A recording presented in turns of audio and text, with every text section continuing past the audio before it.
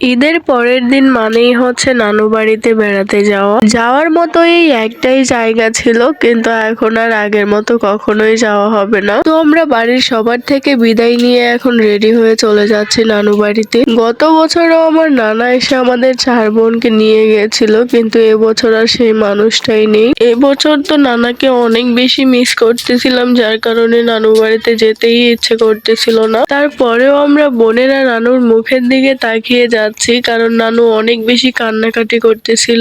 যখন আমার নানু কান্না করতে করতে বলে, আমার তো দুঃখ বলার জন্য একটা বোনও নেই, তোরাই তো আমার সব, তখন আর নিজের মনকে আটকে রাখতে পারি না, ছুটতে চলে যেতে ইচ্ছে করে। তো আমার নানু বাড়িতে বেশিরভাগ সময় হেঁটেই যেতে হয়। আজকে ভাগ্যটা ভালো ছিল, তাই একটা অটো পেয়ে গিয়েছিলাম, আর তাই তো কিছুক্ষণের মধ্যেই নানু বাড়িতে পৌঁছে গিয়েছি। এসে দেখি শিপা আমাদের আগেই চলে আসছে, তারপরেও নানু আমাদের 3 বোনের জন্য পথ চেয়ে বসে আছে। এই হাসি মুখটা, শুধুমাত্র এই হাসি মুখটা দেখবো বলেই ছুটে চলে আসছি আমরা। আজকের দিনে আমরা বোনেরা সবাই একসাথে হতাম। নানু বাড়িতে এসে নানার সাথে কত দুষ্টুমি করতাম, নানার কাছে যা যা আবদার করতাম সবকিছুই চোখের সামনে এনে হাজির করে দিত। মুখ থেকে একটা কথা বের হতে দেরি হতো, কিন্তু আমার নানা চোখের সামনে এনে দিতে দেরি করতো না। সেই সবকিছুই এখন শুধুমাত্র স্মৃতি হয়ে গেছে, চাইলেও আর সেই দিনগুলো কখনোই ফিরে আসবে না বা ফিরে পাবো না। তো আমরা আসার পরে আমার মামাতো ভাইয়ের বউ আমাদের পিঠা বের করে দিয়েছে, আর আমরা সবাই একসাথে বসে সেই পিঠাগুলাই খাচ্ছিলাম। আমাদের সাথে আমার চাচাতো ভাইকেও নিয়ে আসছিলাম, সেও আমাদের সাথে বসে বসে পিঠা খাচ্ছিল। ওদিকে আমার নানু বসে বসে আমাদের জন্য রান্না করতেছিল, যদিও সবগুলো রান্না আমার মামাতো ভাইয়ের বউ করেছে।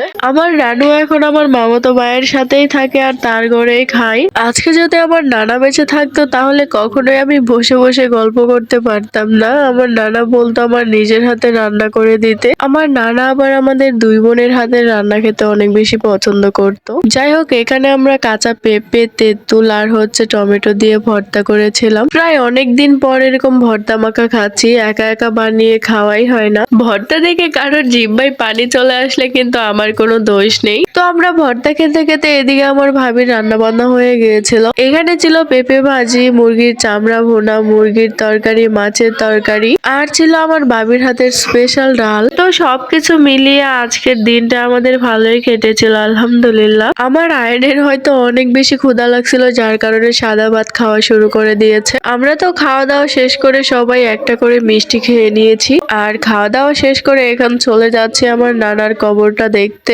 আমরা 4 বোন একসাথে আসছি, এটা দেখে আমার নানা যে কত বেশি খুশি হতো, এটা কখনোই বলে বোঝানোর মতো না। আমার নানা আমাদের 4 বোনকে অনেক বেশি ভালোবাসতো, যার কারণে আমরা 4 বোন বাড়িতে আসলে অনেক বেশি খুশি হয়ে যেত। বিয়ের পর থেকে আসলে আমাদের 4 বোনের তেমন নানু বাড়িতে একসাথে যাওয়া হয়নি। নানা তো সব সময় বলতো, তোরা 4 বোনকে আর কখনোই একসাথে আমাদের বাড়িতে আসতে পারবি না। দেখো না, আজকে আমরা 4 বোনেই আসছি, কিন্তু তুমি দেখতে পারছো না। তো আমরা 4 বোন কিছুক্ষণ দাঁড়িয়ে থেকে এখন চলে যাচ্ছি বাড়িতে। আর আসার পর সাথে সাথে রেডি হয়ে গেছি, বাড়িতে ফিরতে হবে। তাই নানা যদি বেঁচে থাকতো, তাহলে কখনোই আজকে আমাদের বাড়িতে যেতে দিত না। যেভাবেই হোক আর যেই কারণেই হোক রেখে দিত আমাদের। তো যাই হোক, নানু বাড়ি থেকে বের হয়ে সোজা চলে আসছিলাম বাবার নার্সারি থেকে, আর বাবা একটা অটো নিয়ে দিছে, এখন চলে যাচ্ছি বাড়িতে। তো আজকের ভিডিওটা এখানেই শেষ করছি, দেখা হবে অন্য কোনো ভিডিওতে। আল্লাহ হাফেজ, আসসালামু আলাইকুম।